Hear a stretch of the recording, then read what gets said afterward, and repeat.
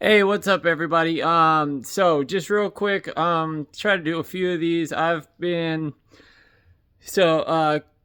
We're gonna focus on soccer, mostly U10s, U12s, and I played when I was younger, mostly soccer and baseball. Won the California or Northern California State Championship when I was 12, and I'm currently with 5 kids on my 23rd season as a coach.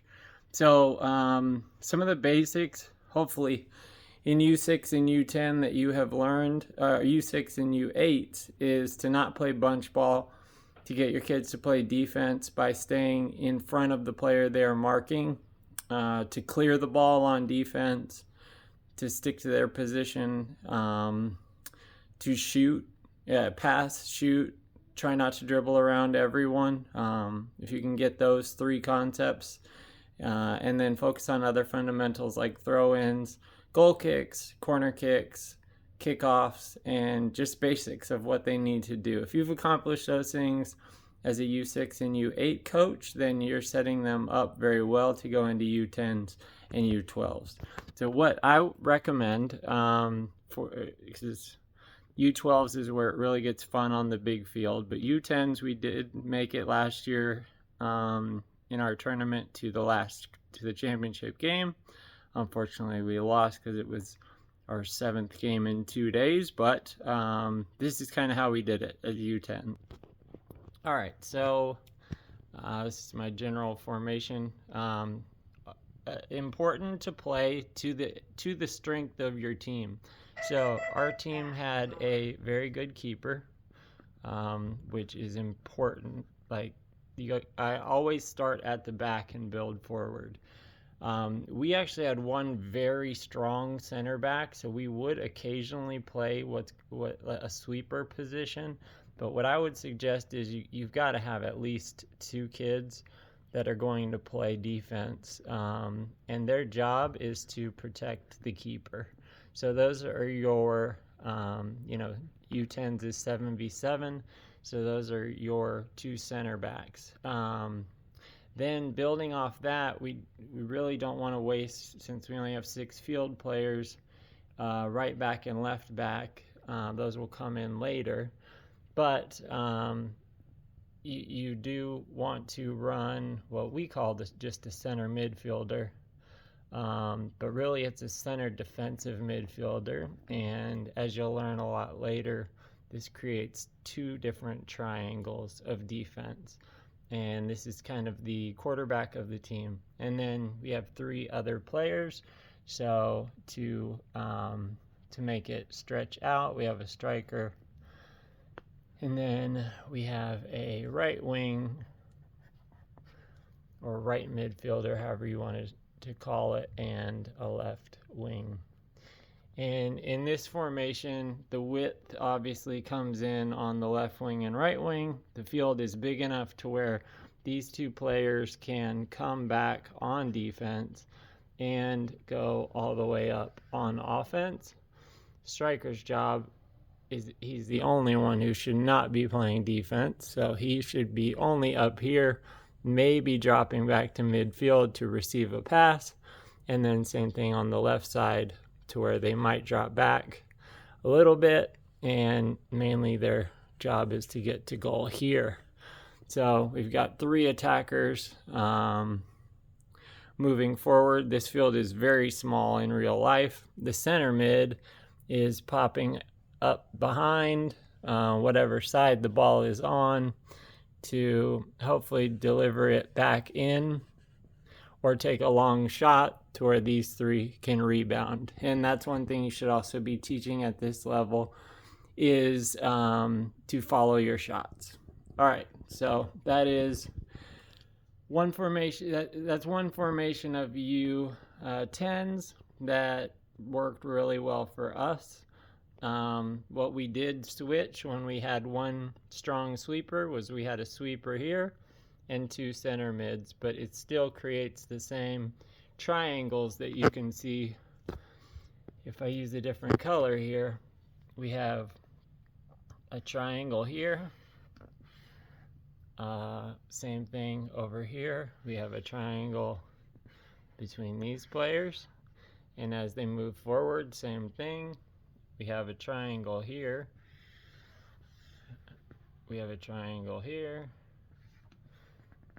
A triangle here.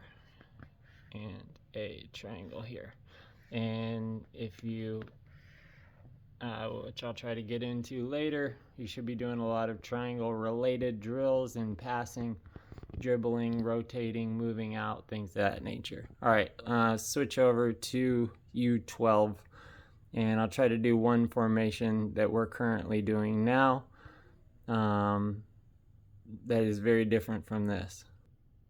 All right, now U12s is way different in that you have a way bigger field. This is not going to even resemble how big the field change is and the size of the goals. So even more important that you have a strong keeper and 2 strong center backs. So same thing, especially in this situation, that you have strong center backs that have big kicks, and that's something you should find out early.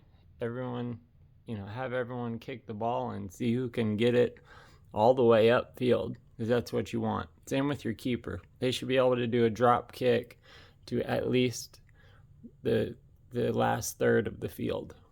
All right.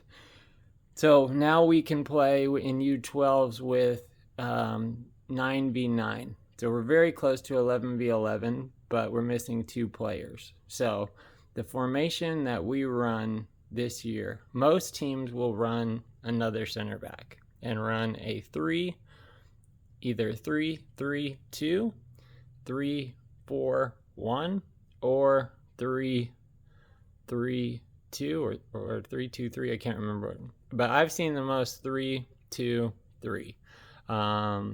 That's most of the teams we play against have 3 defensive players. We do not do that. So our whole formation is a trick in which we can do a lot of things from. So we have on this side a left, what we call wing back. And on the other side, we have a right wing back. And I'll try to do other videos on how these work. Now, both of those players do every throw in. Every kid on my team knows if the ball is being thrown in, it is being thrown in by one of those 2. Now, again, these 2 players do not go up. They're the only 2 besides the keeper that do not go up. Their main job is to play defense and to work together with wherever these wingbacks may be. So if this wingback is back, this center back may just slide back into the box, and this center back may cover in kind of a 3-man formation on defense if this right wingback was way upfield, which they are designed to be able to do. So, but going back to just the formation, in front of these 4 defensive players, which looks like we are just running a 4-man defense. Left backs and 2 center backs and a right back. In front of them, we put what we call a center mid, but really this is a CDM or a 6 style position in which they are more defensive. Now, at any point, any of those 3 players know they can move up.